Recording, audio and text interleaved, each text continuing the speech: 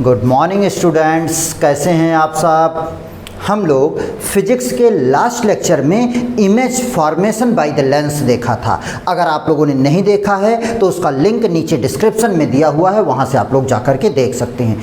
आज का लेक्चर भी बहुत इम्पॉर्टेंट है क्योंकि आज हम लोग कई चीज़ें देखने वाले हैं। सबसे पहले तो हम देखेंगे identification of convex and concave lens, उसके बाद हम लोग देखेंगे यूजेज ऑफ लेंस, इसके बाद हम लोग देखेंगे lens formula, sign convention, power of lens and magnification, linear magnification. तो इस तरीके के कई सारी चीज़ें देखेंगे। तो ये लेक्चर न्यूमेरिकल्स लगाने के लिए बहुत इंपॉर्टेंट है। तो चलिए सबसे पहला टॉपिक हम लोग देखते हैं, identification of convex and concave lens.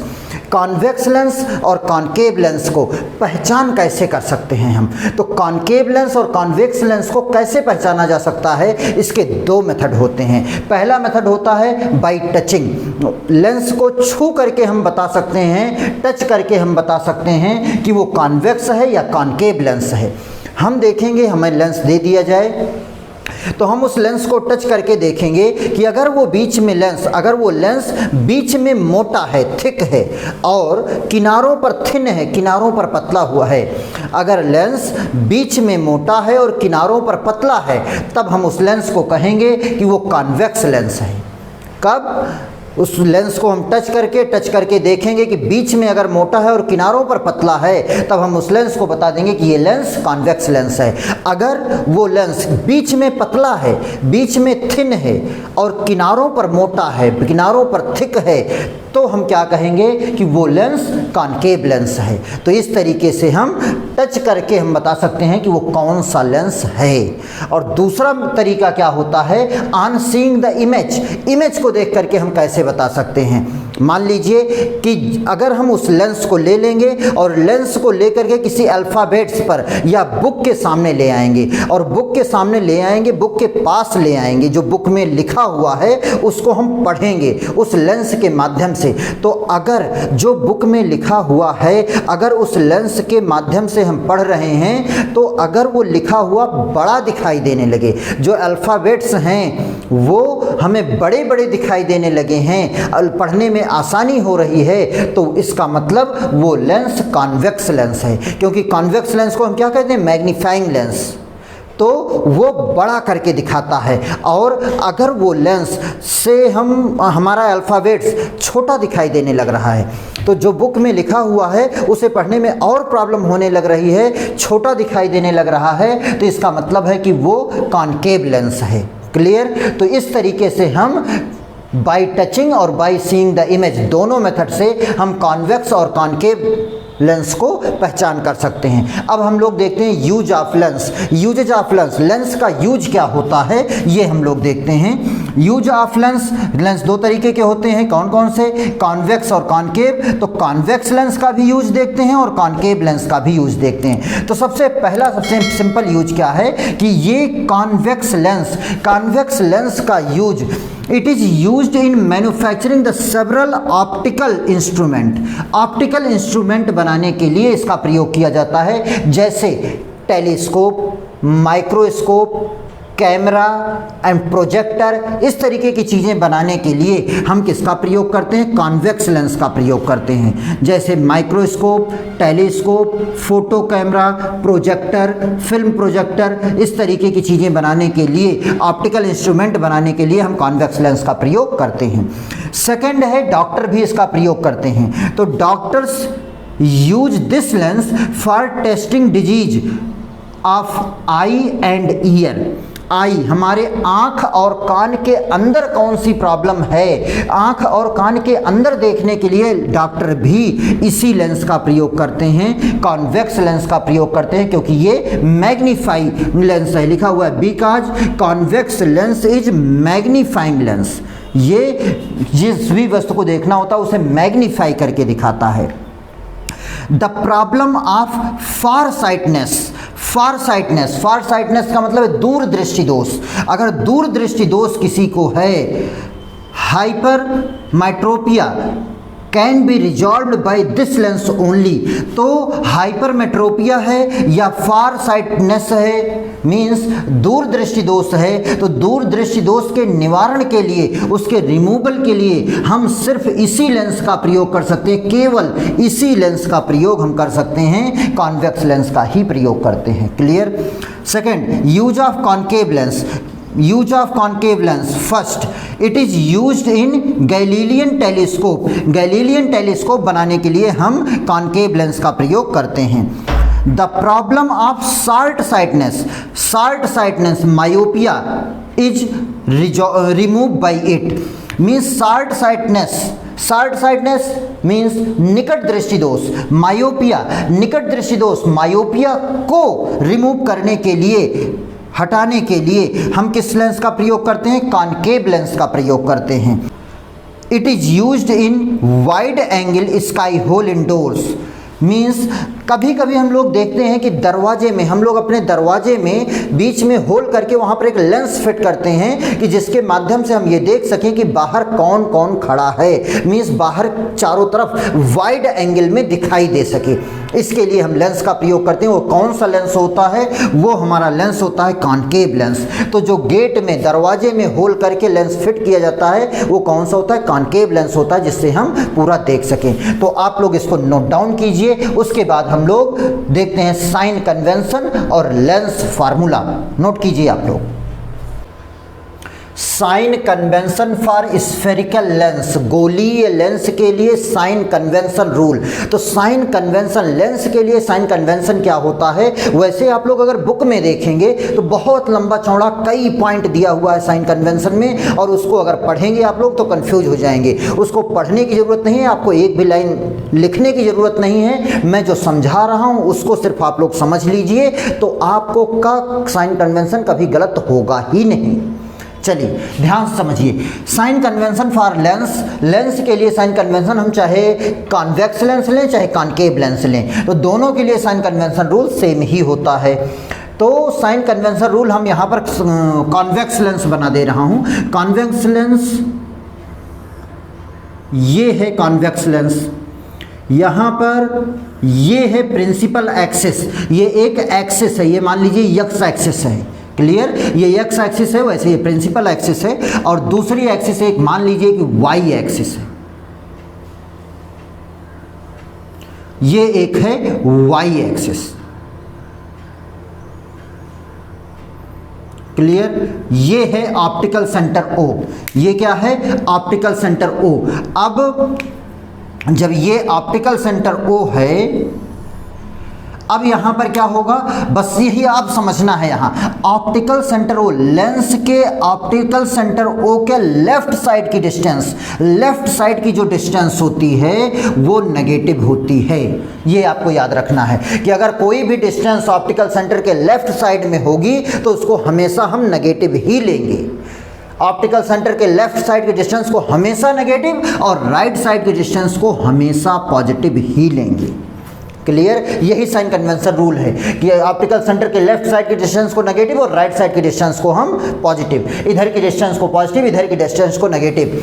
और ये जो एक्सिस है प्रिंसिपल एक्सिस, प्रिंसिपल एक्सिस के ऊपर की डिस्टेंस को, प्रिंसिपल एक्सिस के ऊपर की डिस्टेंस को हम पॉजिटिव लेंगे, ऊपर की डिस्टेंस को हम क्या लेंगे पॉजिटिव, और प्रिंसिपल एक्सिस के नीचे की डिस्टेंस को हम क्या लेंगे नेगेटिव। अगर हमें इस एक्सिस के नीचे की डिस्टेंस लेना है तो हम नेगेटिव लेंगे, और ऊपर की डिस्टेंस को लेना है तो हम क्या लेंगे पॉजिटिव लेंगे। क्लियर, ऊपर की डिस्टेंस को पॉजिटिव और नीचे की डिस्टेंस को पॉजिटिव लेंगे, यही हमारा साइन कन्वेंशन रूल होता है। अब हमें हर चीज में देखना होगा, अगर हमारा ऑब्जेक्ट लेफ्ट साइड में, वैसे 99% ऑब्जेक्ट को, वस्तु को लेफ्ट साइड में ही रखते हैं और लेफ्ट साइड की डिस्टेंस को हम नेगेटिव लेते हैं, मतलब ऑब्जेक्ट की डिस्टेंस को हम हमेशा नेगेटिव लेते हैं। और जो इमेज फॉर्म हो रही है, इमेज फॉर्मेशन में हमें देखना होगा कि इमेज राइट साइड में फॉर्म हुई है या लेफ्ट साइड में फॉर्म हुई है। तो अगर वो राइट साइड में फॉर्म हुई है तो इमेज की डिस्टेंस को हम पॉजिटिव लेंगे, और अगर लेफ्ट साइड में फॉर्म हुई है तो इमेज की डिस्टेंस को नेगेटिव लेंगे। नंबर एक चीज ये। दूसरी चीज, ऑब्जेक्ट अगर सीधा है, ऊपर की तरफ है तो हम उसकी डिस्टेंस को पॉजिटिव लेंगे। साइज ऑफ इमेज की size of object means object की हाइट को हम पॉजिटिव लेंगे। और इमेज अगर नीचे बनी हुई है, इन्वर्टेड बनी हुई है, नीचे बनी हुई है तो हम नेगेटिव लेंगे। लेंथ ऑफ इमेज को हमें लेना होगा तो नेगेटिव लेंगे, लेकिन अगर वो इमेज सीधी बनी हुई है तो हम क्या लेंगे, उसे पॉजिटिव लेंगे। इमेज की साइज को हम पॉजिटिव लेंगे। क्लियर।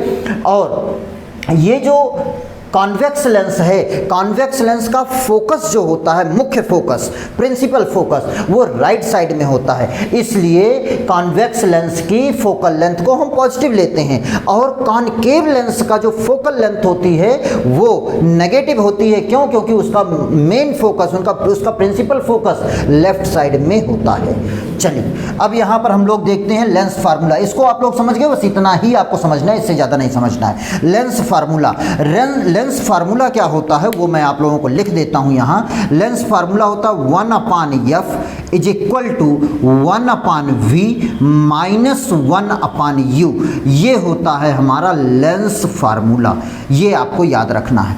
f क्या है? f है फोकल लेंथ ऑफ लेंस। और v क्या है? Distance of image.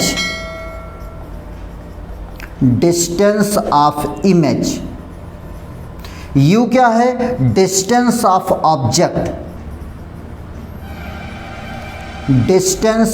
Object.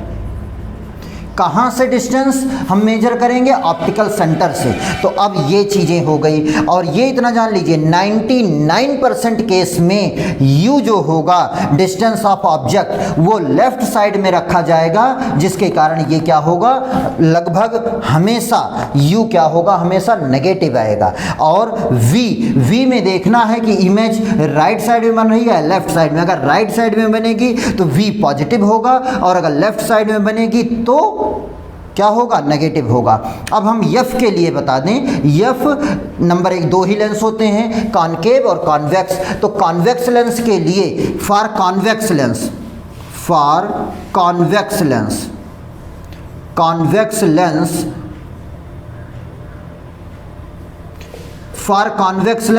f क्या होगा, हमेशा पॉजिटिव होगा। f हमेशा पॉजिटिव ही होगा, ये पॉजिटिव होगा। और v की वैल्यू 5 केस में, हम लोग 6 केस देखे हुए हैं इमेज फॉर्मेशन के 6 केस, तो 5 केस में इमेज रियल बनती है, इन्वर्टेड बनती है, इसलिए v भी पॉजिटिव होगा। लेकिन एक केस में जिसमें वर्चुअल बनती है और इरेक्ट बनती है, उस केस में क्या होगा, v नेगेटिव हो जाएगा। और ये हुआ कॉन्वेक्स की केस में। कॉन्वेक्स की केस में फोकस दूरी, फोकल लेंथ पॉजिटिव होगी। और कॉनकेव की केस में क्या होगा, फॉर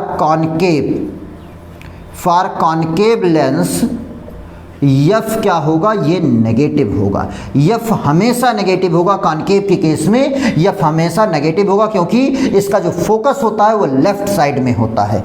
और v image formation v left side में होता है, तो v भी हमेशा क्या होगा, नेगेटिव ही होगा। और u भी हमेशा क्या होगा, नेगेटिव ही होगा, क्योंकि ऑब्जेक्ट v हमें लेफ्ट साइड में रखते हैं और इमेज भी लेफ्ट साइड में बनती है, और इसका फोकस भी लेफ्ट साइड में होता है। तो कॉनकेव लेंस के लिए f भी नेगेटिव, v भी नेगेटिव और u भी नेगेटिव होता है। और कॉन्वेक्स के केस में f पॉजिटिव होता है, फोकल लेंथ पॉजिटिव होता है। क्लियर। तो आप लोग इसको नोट डाउन कीजिए। उसके बाद हम लोग देखते हैं magnification and power of lens. Note down कीजिए। Magnification produced by the lens. Magnification का अगर फिजिकल मीनिंग समझें तो क्या होगा, मैग्निफिकेशन मीन्स मैग्नीफाई करना। अगर हम लोग अपने वर्ड में कहें तो जूम करना, कि कोई भी ऑब्जेक्ट है छोटा सा, उसको कितना गुना मैग्नीफाई किया जा सकता है, कितने गुना जूम किया जा सकता है। अगर उसका 2 गुना जूम किया जा सकता है तो मैग्निफिकेशन 2 हो जाएगा। अगर 10 टाइम्स जूम किया जा सकता है तो उसका मैग्नीफिकेशन कितना हो जाएगा, 10 हो जाएगा। मीन्स मैग्नीफिकेशन अगर 50 है, इसका मतलब है कि जो इमेज बनी हुई है वो ऑब्जेक्ट से 50 टाइम्स बड़ी बनी हुई है। मैग्नीफिकेशन का ये मतलब हुआ। मैग्नीफिकेशन सिंपल सा वही है, it is the measurement of enlargement, it is the measurement of enlargement of the image with respect to the size of object, enlargement of the image with respect to the size of object। Mathematically अगर इसको देखें तो mathematically हम लोग ये कह सकते हैं कि it is the ratio of size of image, it is the ratio of image size to the size of the object. और अगर इसको मैथमेटिकली हम फार्मूला डिनोट करें तो फार्मूला m बराबर होता है i डैश बटे o डैश, i डैश बटे o dash. means size of the image to the size of the object या length of the image to the length of the object। फिर से अगर इसकी डेफिनेशन हम बताएं तो क्या कह सकते हैं कि the magnification of the lens is the ratio of, the magnification of the lens is the ratio of, ratio है, is the ratio of length of the image to the length of the object. और अगर हम लोग इसको formula बनाएं तो इसका formula आ जाता है v/u, आई डैश बटे ओ डैश बराबर v/u। यही हमारा मैग्निफिकेशन का फार्मूला हो जाता है। क्लियर? यहाँ पर भी v और i, v और u क्या होगा, साइन कन्वेंशन के अकॉर्डिंग लेंगे। अगर लेफ्ट साइड में होगा तो नेगेटिव, राइट साइड में होगा तो पॉजिटिव। और आई डैश ओ डैश को भी साइन कन्वेंशन के अकॉर्डिंग लेना है कि जो प्रिंसिपल एक्सिस है उसके ऊपर अगर होगा तो पॉजिटिव, अगर नीचे होगा तो नेगेटिव लेंगे। ये तो हो गया। फिर power of the lens, power of the lens का मतलब क्या है कि लेंस की पावर कितनी है, लेंस की क्षमता क्या है, लेंस का काम क्या होता है। उसको पावर जानने से पहले लेंस का काम क्या होता है, तो लेंस का काम होता है लाइट रेज को वेंड करना, लाइट रेज को डाइवर्ट करना। अब मैं दो डायग्राम बना रहा हूं, इन दो डायग्राम में आपको बताना है कि किस लेंस की पावर ज़्यादा है और किस लेंस की पावर कम है।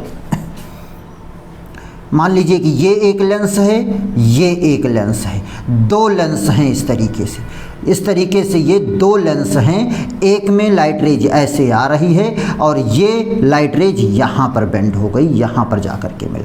दूसरी लाइट रेज इस तरीके से आ रही है और ये लाइट रेज कुछ यहाँ से जा कर के कुछ यहाँ पर बेंड हो रही, यहाँ पर मिल रही यफ।